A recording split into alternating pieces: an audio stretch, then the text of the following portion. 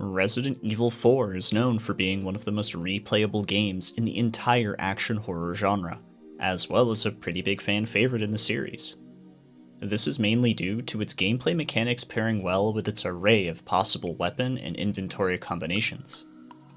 In 2018, Ben Powell created a randomizer mod for Resident Evil Remake, which sparked a wave of players revisiting the game to enjoy a fresh experience. Ben's work paved the way for the modding community to explore and create randomizers for the original 3 games, as well as the newest addition, the Resident Evil 4 randomizer, created by Ari Duke. RE4's variation randomizes enemies, Leon's starting inventory, and the merchant's inventory and tune-up menu. What are you buying? It may not have as many options as RE1 Remakes does, due to the game's linearity, but it is an amazing way to spice up replayability.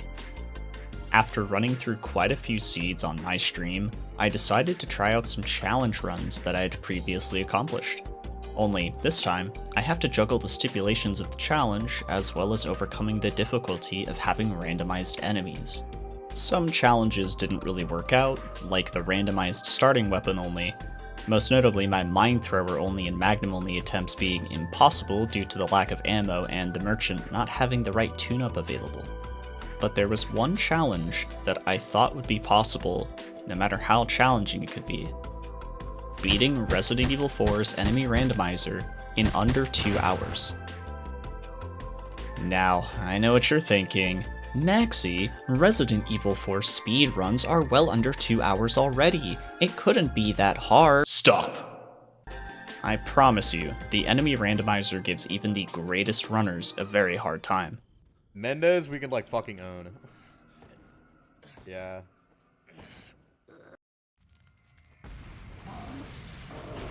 Alright. I fucking jinxed it, boys. Alright.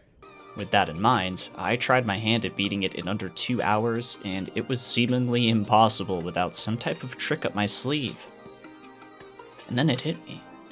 What if I activated the starting inventory randomizer to acquire the striker at the very start of the game? Then I could use the Ditman glitch throughout the entirety of the run. I attempted this strategy multiple times, but I wasn't able to break the sub 2 barrier. Until this seed. Before I take you on the journey through the seed in a timely manner, please consider subscribing here. Thanks to those of you who do. I'm going to be a lot more active in the coming months, so you can expect some consistent quality content. Also, if you would like to witness this whole entire run unedited, you can actually check that out on my Twitch highlight link in the description. But without further ado, let's get into it. As you can see, I've finally found a seed with a striker, and with absolutely no knowledge of what the enemy portion of this randomizer entails, I Ditman into the action. The beginning here is usually pretty smooth, unless you just get a bad enemy variety while you're trying to pick up the grenade from the crow. That's a crow. And then it's onwards to the village siege. I can't do the usual speed strat here due to these types of enemies being a bit more resilient, and I want to try and conserve my ammo. Therefore, I just have to zoom around and pick up heals to run the timer out. This was already a pretty bad start, but there's no point in resetting just yet. There's so much more to go. Fortunately, the farm and the trap area afterwards were pretty kind to me, and I saved Lewis without too much trouble. 1-2 was pretty smooth, as I was able to dodge all of the chainsaws and the even scarier island enemies. Those flail hitboxes are massive. So yeah, I was a little spooked. 1-3 started out with a hefty high five from a regenerator that I tried to run past, followed by a graveyard full of Garradors, and a bear trap that I seemingly didn't get stuck in? Anyways, this chapter was slightly spooky, but nothing too crazy. Even Del Lago was kind to me and didn't dive a single time. As Leon awakens from his nightmares of having all of his cheesy dialogue removed from the remake, we start off 2-1 strong by getting frame-perfect stun-locked, and then no ammo drops. Fortunately, it wasn't the biggest time loss, thanks to having an El Gigante replaced by a boss that isn't so tricky to deal with, Super Salvador. One rocket launcher, and he's out for the count. Now, it's time to save Ashley after getting titty twistered by the big cheesy trio here. Ashley doesn't do so well with certain randomized enemy types, so this is when things can get a little crazy. I lost quite a lot of time dying trying to guide Ashley through the Bella sisters here, without getting stuck in a bear trap. It was a pain, but I figured it out eventually. Not only is getting Ashley through these types of enemies so early on a rough time, but this chapter is also where we hit the first big roadblock of the challenge in general, the cabin. Most combinations of enemies that aren't the regular villager Ganados is just bad here. Unfortunately, we got Castle Ganados with flails and shields. Not only is it hard to maneuver with this combo, but it also makes Lewis confused, and he won't continue shooting sometimes. In preparation for this possibility, I tend to save all of my hand grenades to save myself from getting stunlocked by crowds. Despite a few rough spots in the village, getting cabin finished first try warrants continuing to see what boss combination we'll get in the Mendez fight. Also, like, this gondola section is hilarious in the enemy randomizer. There's just, like, there's dudes with rakes who are throwing buckets and doing farming things in midair, and also, like, they jump off the mountain to their doom. It's something to witness. Anyways, we get to the big cheese fight, and phase 1 ends up being Krauser, which is great because it's actually not hard to bait out his attacks and knife him. It takes about 3 or 4 knives depending on whether you actually hit him in the face or not. Now, here's the real problem. Phase 2 was Mendez, as usual, but... Oh, shit! El Gigante is awful to deal with in this small space, and is also one of the worst bosses you can possibly get in this section. This fight just wasted a lot of my time, but with some good movement, I was able to avoid El Gigante quite a bit and take out Mendez with the usual incendiary grenades. And just like that, 35 minutes to finish the village. I know it sounds impressive, but that is not a good start to this challenge. But I persevered in hopes that the castle would be kind to me. Upon entering the castle, I go to the merchant and I acquire the sniper rifle and a rocket launcher. Now, I'm buying the sniper rifle over the TMP because even though the TMP gives me a lot of utility and more safety, the sniper is needed for damage and also will make certain rooms a lot easier if I do encounter some more difficult enemies. The usual strat is to take out one of the fireball guys here, and that's exactly what I do. It takes a couple more shots than usual, but this is the best way of taking care of this room. Now, JJ popping up here in the cutscene, yeah, that kind of worried me, but he seemingly just doesn't care? I don't know. I guess this is proof that Sadler definitely underpays. The sword room was pretty normal, but getting the castle key was instantly scary. Opening that door to see dogs, oh god, that's just bad. But somehow they understood the objective, and they even went as far as to help me by opening the door on my way out of the room where the castle gate key is. Ashley, she didn't quite feel the same way and remained quite spooked. After finally getting her through the door, it was time to see what the Gyarados turned into.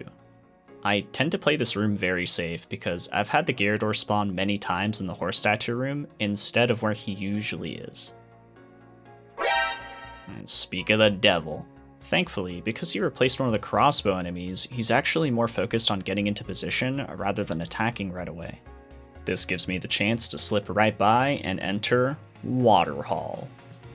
This room is infamous for many reasons, but in the randomizer, I would say this is the second biggest roadblock of the run, and I got one of the best possible groups of enemies. I got torch ladies, I got dynamite ladies, I got chainsaw ladies. It was girls' night out, and I supported it. This room just went so much more smoother than usual, and things really started to look up here. But there is another hellish room after Water Hall, the Novistador Dungeon. The Novistador Dungeon can be pretty problematic, even more so than the Novistadors themselves. But you know what isn't problematic? Look at all those chickens! Chickens are the best possible outcome for this challenge in just about any room, and this was a great room to get them in. Not only that, but we were blessed by a golden egg. Just such an amazing start to the castle, but there is still a lot to go, and that can change really fast. The next tricky room is the turret room with the red zealot with the key. Now, this can be super tricky because you want to make sure that the turret isn't activated. This requires you to kill the zealot, or well, whatever enemy replaces the zealot, with the key before he runs off. In this case, these Ganados are fairly easy to deal with, especially with this flash grenade strat that I'm using. It's consistent, and it ensures that I'm going to be able to take him out cleanly before he runs off. The room after that, well, it was pretty easy. It usually is though, because the enemy variety here just doesn't seem to give me trouble. I don't know, maybe I just have never ran into a really bad seed for this room. But yeah, going to the outside area was a little trippy. I don't know what the heck this is. Just like random tripwires everywhere. Floating. I don't know. This happens sometimes. It's a pretty good meme, but I couldn't just run through. I had to shoot these. The next area is the infamous maze with the dogs, but this time it's not dogs. It's just regular Ganados, and it is a breeze. I've only had one seed where this maze gave me trouble, so I guess I'm just lucky with this room as well. Ironically, the next room I have a terrible time most of the time. It's the cage room. Yeah, this cage sucks. I've had so many seeds where I get Krauser or like chainsaw guys and I just don't have time to get out, but yeah. This time was the exception. I got really lucky with just regular Ganados and I was able to just make my way out real smooth. But you know what this randomizer needs more of? Yep, you guessed it, chickens. Yeah, I got more chickens. Just like that. A string of good luck, and I'm making up a lot of time that I lost in the village. One of these scythe cultists got a really good throw in on me, but I didn't die, and I was able to just clear the room and save Ashley, and go on to her gameplay section, which can be very spooky. I was afraid that my good luck was going to run out right here, and I was going to get Chief Mendez with Ashley, which is probably one of the worst things you could possibly get trying to do this challenge. But yet again, I got more chickens. I was shocked at this. I mean, I could barely believe it, and I was expecting the game to throw so much BS at me after this. I was like happy and extremely worried at the same time. After Ashley's section was over, we go to Salazar's room full of lava that he imported via Amazon Prime probably, and that was a breeze. The Queen's Grail room afterwards also tends to be pretty free, but what's not free is the King's Grail room. 90% of the time, this room gives me so much trouble. Almost every seed that I've tried of the randomizer, no matter what type of challenge or regular randomizer I'm doing, this room just sucks. After all of the good luck I've been having, I was expecting this room to be awful. Yet, somehow, this is just the seed that keeps on giving. It keeps on cooperating, and I just got a bunch of chainsaw dudes and regular Ganados.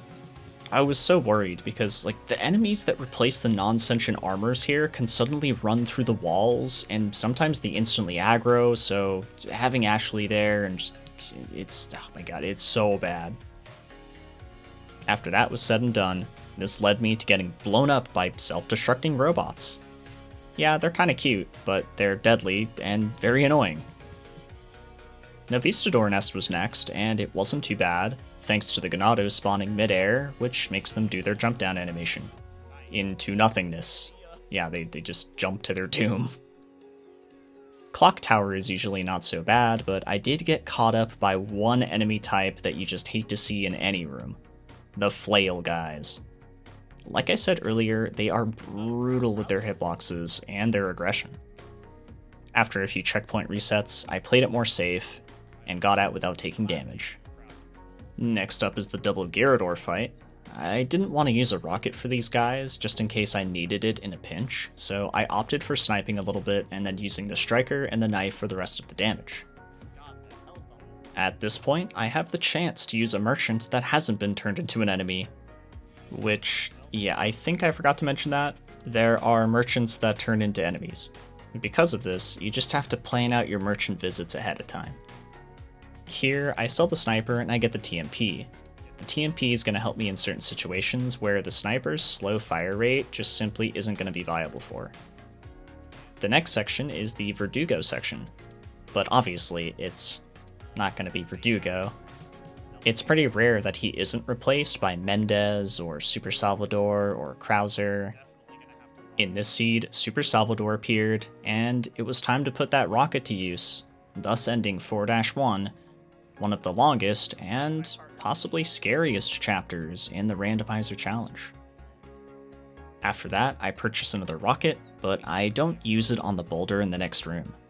I opt for the boulder skip instead to save it. On the flip side, I don't perform double Gigante skip. The only reason being is because I have no idea if the game would crash or not from it. It probably wouldn't, but I didn't want to take a chance on the enemy randomizer messing with the logic here. I knife Krauser away for the second time this seed, and then give the average Hot Topic enjoyer a lava bath. One of the reasons I'm afraid of crashes is actually because of this next room as well. This room used to crash on me a lot when the randomizer first launched. Thanks to the work of RE Duke, it seems like it's all been fixed, and the Navigator Cave is smooth, leading us to the underground mine section. Funny enough, I've actually never gotten island enemies in this specific room. They are so aggressive here, and I had no idea why, but I had a lot of dodging to do. After that, I got super lucky in the trapped ceiling room. This Ganado lunged, but he ran straight into my bullet spray. The minecart skip has never made the randomizer go funky, so I really needed to take advantage of it to make up some time that I lost not doing the double El Gigante skip. I mean, at this point, I looked at my timer and realized that the pace was still good, and the Salazar statue room gave me a good combination of dogs and armored. This is quite literally one of the only rooms in the challenge that I am happy to see dogs in. After roasting Salazar and nailing his hand with my knife, we get to another scary spot. The elevator.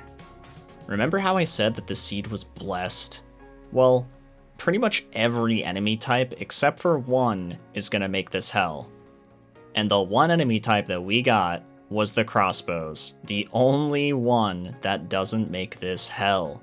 You see, when they're crossbows, they just stay at the top and they don't drop down to the elevator to make it stop. I just got a free pass. With my rocket ready to go, I swiftly take down Salazar, ending his reign over this questionably designed castle. Although I did have a bit of a slight panic trying to get up the ladder, but I didn't die, and we're headed to the island. Now I must say, even with this pace being pretty promising, it really doesn't matter. The island has some of the worst possible outcomes, and these runs are never safe until the very last chapter. I start out the island with the classic 5-1 skip, and I make my way to the infamous Oven Man, who wasn't even in the oven.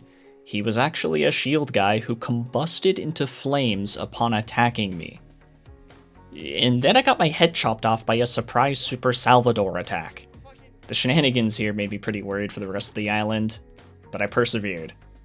In the next room, I ended up getting a bit of an unlucky spawn that took a few nades and a lot of shoddy ammo. Regenerators are just some of the most memorable enemies, and I would actually prefer to have regenerators here, but that's not what I'm gonna get. I'm gonna get Castle Ganados, which is pretty manageable.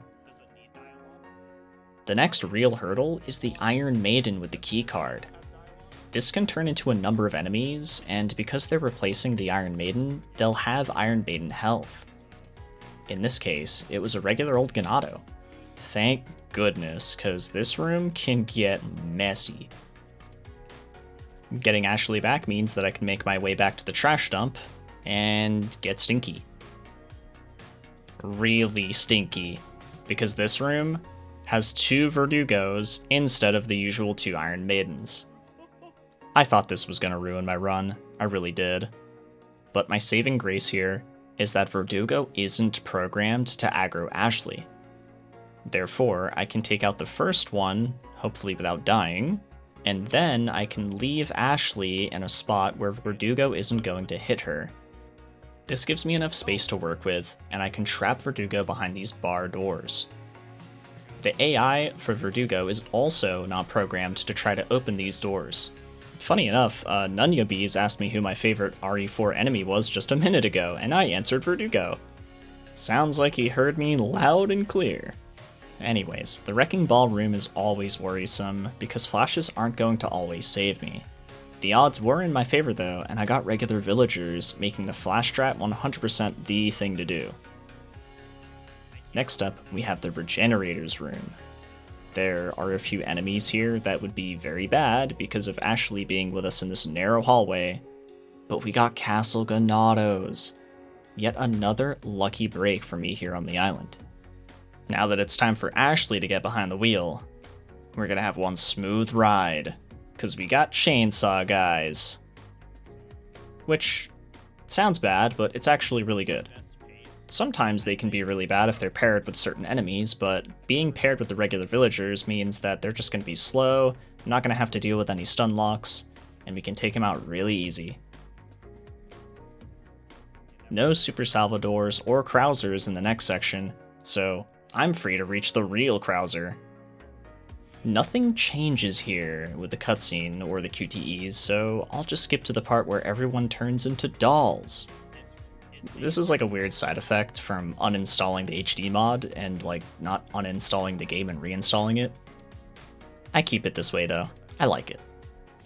After the laser room, which was totally not ripped off from the movie, haha, we head to U3, which isn't randomized because that would completely break the game.